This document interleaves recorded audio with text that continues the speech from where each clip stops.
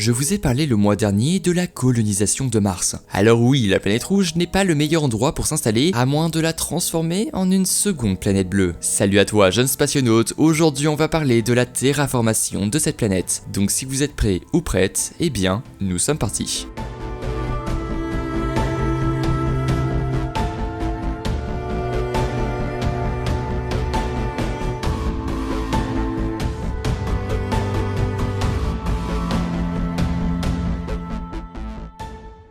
Selon Wikipédia, la terraformation est un processus qui consiste à transformer l'environnement naturel d'un astre, dans cette vidéo ça va être Mars, afin de le rendre habitable pour l'homme. Alors oui, quand on entend le terme terraformation, c'est une idée assez futuriste, souvent digne des plus grands auteurs de science-fiction, mais qui pourrait devenir une réalité d'ici quelques siècles. Évidemment, à ce jour, nous ne possédons pas la technologie pour terraformer un autre astre tel que la planète rouge par exemple, mais déjà faudrait y envoyer des humains, et ensuite on verra pour la coloniser et ensuite la terraformer.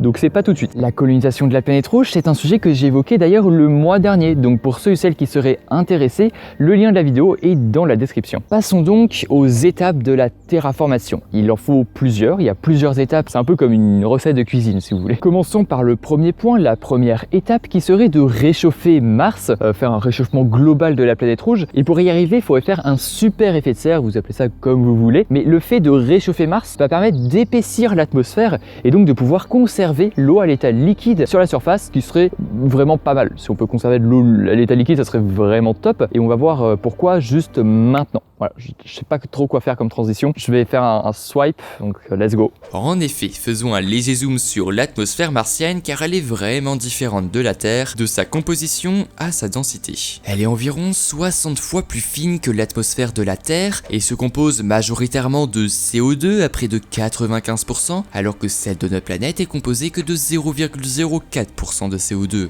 De plus, la température moyenne de la planète rouge est d'environ moins 60 degrés, autant dire que pour conserver de l'eau à l'état liquide, ce n'est pas vraiment réalisable. Ainsi, plusieurs projets existent pour provoquer cet effet de serre et donc le réchauffement de la planète. Elon Musk a eu l'idée de faire exploser des bombes nucléaires sur Mars pour faire fondre les glaciers des pôles martiens, ce qui aura pour effet la libération de dioxyde de carbone dans l'atmosphère martienne. Cette idée a été contredite par la NASA car même si on fait exploser les calottes polaires, eh bien le CO2 amènerait la pression atmosphérique de Mars à seulement 1,2% de celle de la Terre, ce qui n'est véritablement pas assez en fait. Après, on pourrait utiliser des gaz comme les perfluorocarbones qui possèdent un fort potentiel de réchauffement à faible concentration. Sur Terre, ces gaz même émis en faible quantité participent bel et bien au dérèglement climatique et donc au réchauffement de notre planète. Donc sur la planète bleue, le réchauffement climatique est un processus qu'on veut stopper le plus possible et vous devez sans doute le savoir déjà. Mais sur Mars, le réchauffement climatique c'est ce qu'on souhaite, d'où l'utilité de ces gaz. La deuxième étape serait l'hydrosphère qui représente la surface d'une planète recouverte et occupée par de l'eau, qu'elle soit à l'état liquide, solide ou même encore gazeux. À ce jour, nous savons grâce aux orbiteurs en orbite martienne, mais aussi grâce aux rovers qui sont sur Mars, qu'il y a encore de l'eau à l'état solide sur la planète rouge. Néanmoins, comme j'ai pu le dire dans la première vidéo de cette série, eh bien sur Mars, il y avait de l'eau liquide et la grande majorité de cette eau s'est évaporée dans l'espace à la suite de divers événements que je vous invite à aller découvrir dans cette vidéo. Le lien est évidemment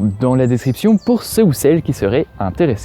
Ainsi, si la quantité d'eau est insuffisante sur Mars, on pourra dans le futur lointain exploiter les comètes car elles sont composées de grandes quantités d'eau sous forme de glace. Il faudrait donc détourner des noyaux de comètes ou de gigantesques blocs de glace vers la planète rouge. Bon, là on est clairement dans l'hypothèse absolue, mais le cycle de l'eau pourrait donc revoir le jour et l'évaporation du CO2 des pôles martiens ferait augmenter la pression atmosphérique. Bon, l'eau est maintenant revenue sur Mars, mais il reste quand même une grande quantité de dioxyde de carbone dans l'atmosphère. Donc la troisième étape serait d'implanter de nouvelles espèces dans le paysage martien. Les premières espèces seraient donc des bactéries extrémophiles ayant la capacité de transformer du CO2 en O2 pour qu'on puisse respirer. Donc l'O2 c'est du dioxygène, donc qu'on puisse respirer dans l'atmosphère martienne et donc adios le CO2 quoi. Si on arrive à faire tout ça, on a fini. L'humain peut maintenant sortir sur Mars sans aucune combinaison et bienvenue à la seconde planète bleue du système solaire.